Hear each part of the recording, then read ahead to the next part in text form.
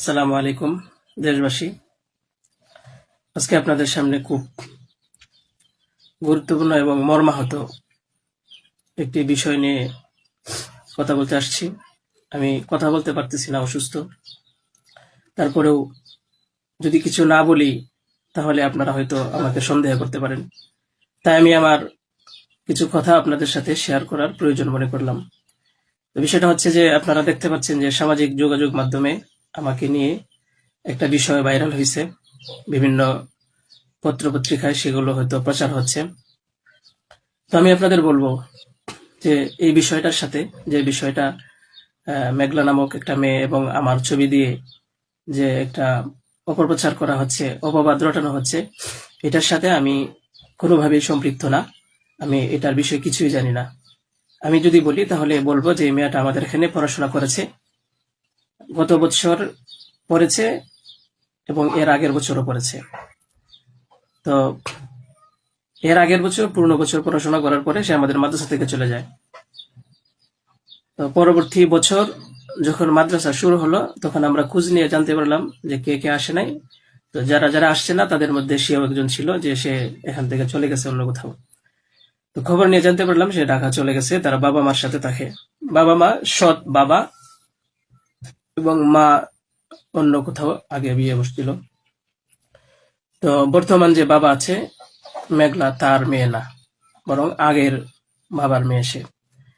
তো সে যখন ঢাকায় চলে গেল আমরা শুনলাম, তখন আমরা কিছু বলি নাই, ঠিক আছে, ঢাকায় তো পড়াশোনা বেশি হয়, তাহলে পড়ুক। আমরা আমাদের ক্লাস শুরু করে দিলাম। কিছুদিন যাওয়ার পরে দেখলাম আবার এই মেয়েটা আমাদের মাদ্রাসায় আসছে। তো আসার পরে জিজ্ঞাসা করা হলো যে কেন, কি অবস্থা, কোথা থেকে আসছো? সে বললো যে ঢাকায় চলে গেছিলাম, এখন নানা ভাই জোর করে নিয়ে আসছে আমারে। আমি আসতে চাইছিলাম না, আমাকে জোর করে নিয়ে আসছে নানা ভাই। দেশবাসী, আমি আপনাদের সাথে শুধু এই কথাটাই বলতে চাই যে যে মেয়েটা এখানে আসতে চাইছিল না, চাচ্ছিল না, তাকে কেন জোর করে আনা হলো? তাকে জোর করে আনার পিছনে কি কারণ ছিল বা তার কি স্বার্থ ছিল? পরবর্তীতে আমরা এটাও জানতে পারি যে এই মেয়েটা তার এই নানার সাথে রাতের বেলা ঘুমায়। সে নিজেই বলছে। কেন বলছে? যখন আমরা জিজ্ঞাসা করলাম যে তুমি হিজাব পরো না, অন্য মেয়েরা হিজাব পরে, তুমি বুরকা পরো না, অন্য মেয়েরা বুরকা পরে, কারণ তার চলাফেরা সম্পূর্ণ আলাদা ছিল। আপনারা চাইলে গ্রামে গিয়ে মাদ্রাসার ছাত্রছাত্রী যারা আছে তাদের সাথে কথা বলে দেখতে পারেন যে সে সম্পূর্ণ আলাদা ছিল। তার কোনো কিছুই আমাদের কমনের ভিতরে ছিল না, আমরা তাকে কন্ট্রোল করতে পারতেছিলাম না। তো সে এইভাবে কিছুদিন থাকার পরে আমরা ভাবলাম যে হয়তো তাকে আমরা রাখতে পারবো না, কারণ আমরা তাকে কন্ট্রোল করতে পারছি না। হয়তো মেয়েটা অন্য কোথাও গিয়ে যদি কন্ট্রোলে থাকতে পারে, পড়াশোনা করে, তাহলে এটা তার জন্য ভালো। তাই আমরা তার গার্জেনের কাছে বললাম, তার মাকে আমরা বুঝাইয়া বললাম।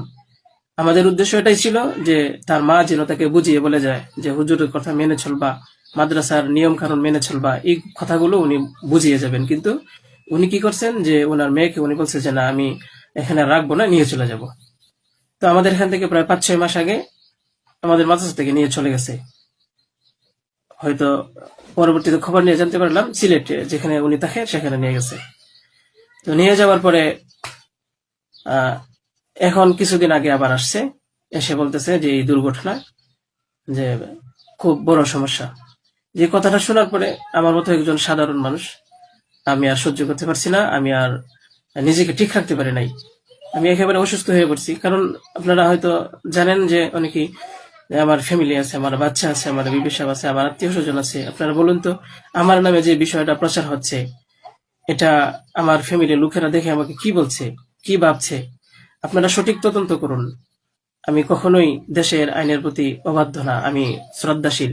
দেশের আইন আছে, সে আইন সঠিক অপরাধী যে, তাকে খুঁজে বের করবে। আপনারা অপরাধী খুঁজে বের করার আগেই যদি আমাকে অপরাধী বানিয়ে ফেলেন, তাহলে তো আসল অপরাধী পার পেয়ে যাবে, আসল অপরাধী তো ছাড়া পেয়ে যাবে। আপনাদের কাছে আমি অনুরোধ করে বলি, আপনারা আসল অপরাধীকে খুঁজে বের করুন, টেস্ট করা হোক যে আসলেই এ বাচ্চা বাবাকে। আপনারা আমাকে টেক দিচ্ছেন, বিভিন্ন পত্রপত্রিকায়, টেলিভিশনে বলা হচ্ছে। আমি আপনাদের কাছে শুধু এই কথাইগুলি বলবো যে আল্লাহ তাআলার বিচারের উপরে যদি শ্রদ্ধাশীল থাকেন, এই বিশ্বাস করেন, তাহলে আমাকে নিয়ে আর এরকম কাজ করবেন না। আপনারা সঠিক তদন্ত করে সঠিক অপরাধীকে খুঁজে বের করুন। আমি আপনাদের সামনে আর কথা বলতে পারতেছি না। আপনারা সবাই ভালো থাকবেন, ইনশাল্লাহ পরবর্তীতে আরো কথা হবে ইনশাল্লাহ। আসসালামু আলাইকুম রহমতুল্লাহ।